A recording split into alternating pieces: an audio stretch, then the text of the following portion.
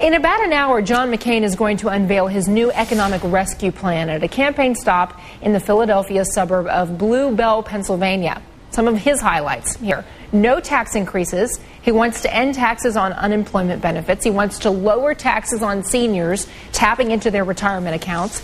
He wants to accelerate tax write-offs and reduce the capital gains tax. Nancy Pfotenhauer is a senior policy advisor for the McCain campaign. It's a comprehensive list, Nancy. How much does the McCain campaign expect it to cost, and how's he going to pay for it?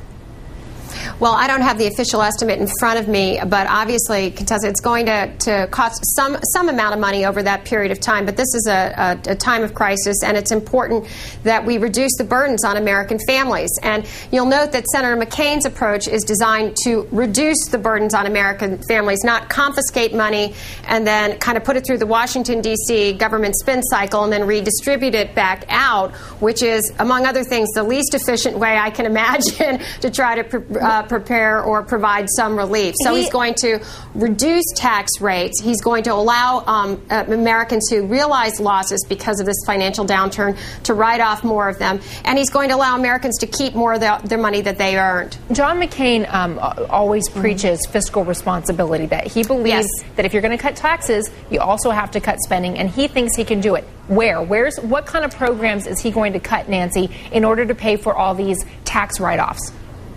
Well, I would also note that Senator McCain's plan is, on balance, much more fiscally restrained than Senator Obama's. We provide tax cuts. We're going to get to Senator Obama's plan in a moment here, but go ahead. I'm sorry. The spending cuts. Where does that come from? I'm sorry. He is saying he wants to do across-the-board freeze, exempting specific programs that are necessary, like defense, Veterans Affairs, and Social Security and health care. So those are going to be protected, but he wants an across-the-board spending freeze and a top-to-bottom review of the federal government so that some of these programs that are duplicative or, frankly, not working can be consolidated or eliminated. And in general, I mean, prior to this meltdown, obviously, there has to be more restricted growth rate of spending now. But prior to this, it would have resulted in a growth rate of spending of about 2.4%. So within that umbrella of 2.4%, some programs would grow faster, and some, like health care or Social Security, and some would not be able to grow as fast as they have been growing. But most Americans know that they've been growing at an out-of-control rate. In fact, I think they were growing about 6.2% under the Republican-controlled Congress, and it's up to 8.1 or 8.3% under the Democratic-controlled Congress. Yesterday when we talked, I had asked you about new proposals for tax cuts, and you told me that the team was appraising the situation. So apparently the appraisal's been done, and you decided to come forward with some new proposals. What changed? What did you look at in the economy that made John McCain decide that it was time to propose some new tax cuts? Well, you know, Contessa, we do this on our time frame, not on anybody else's. And so Senator McCain has been monitoring the situation as the crisis has evolved on Wall Street and Main Street, and he has been rolling out solutions to that all along. Remember, he came out with a solution for the financial sector ahead of President Bush, ahead of Congress, and certainly ahead of Barack Obama. He came out with his plan on to get involved and take some of that $700 billion that had been approved already and say make sure it's focused on the homeowner, help people from the ground up, if you will. But Nancy, I was trying to get resources there. Yesterday, I was trying to get the scoop. I know, I wasn't allowed to do it yesterday. Okay. I couldn't. I'm sorry, I couldn't get out ahead of the boss. You have to operate within the rules. I understand, but I just thought maybe I could get the real news scoop on a Monday instead of on a Tuesday. Nancy, good to talk to you as always. Thank you. Take care. Let's check on the Obama plan now to rescue the economy. Some of the Obama highlights: an extra $60 billion in tax breaks, a 90-day moratorium on home foreclosures, penalty-free access to retirement savings, and a $3,000 tax credit for businesses that create new jobs. Austin Goolsbee is a senior policy advisor for the Obama campaign. Austin, it's good to see you today.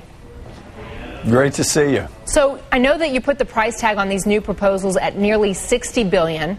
That's in addition to the $115 billion in previous stimulus proposals. So how would a President Obama pay for this? Well, this is part of stimulus, and the whole point of stimulus is you're trying to inject money into the economy. You can't be putting it in and taking it out at the same time. You're explicitly trying not in the short run to pay for stimulus. You're trying to prevent a severe downturn in the economy. So you would operate on a deficit for the longer-run fiscal effort. But it would, yeah, you have to operate on a deficit. That's the point of the stimulus. If you, one of the other proposals that you have is removing the penalty for withdrawals from 401ks. We have talked to so many financial advisors who say you ought to foreclose your home before you start dipping into your retirement savings, that it is a bad idea. So why would you give people a tax break to do what every financial expert that I've talked to says is a horrible idea? Well, wait, I do not agree with the view that you should foreclose on your home before you take withdrawals out of your retirement savings. I'm not sure who told you that. Under the Obama plan, all you're doing is taking off the penalty because we know that there are millions of people in a hardship situation. And remember, in 401ks now, there is a hardship exemption. So this is we're not doing anything that's different from what's already in spirit in the law. Under the McCain plan, they're going to explicitly, dramatically cut tax rates and give the opportunity for millions of extremely wealthy seniors to take advantage of that and cash out the entirety of their 401ks and IRAs. We just heard from Nancy Pfotenhauer on the McCain plan, so I want to stick to the Obama plan. This proposal to have a 90-day foreclosure moratorium, how would you convince banks to go along with that? How you would convince the banks to go along with it is it would be a voluntary condition that one would attach to receiving benefits from the government. This isn't meant to be a mandatory to apply to all banks in every situation. It would be if you're going to get relief from the government, then you have to agree to reciprocity conditions and apply. It would apply only to people who are living in their homes and making a good faith effort to make their payments.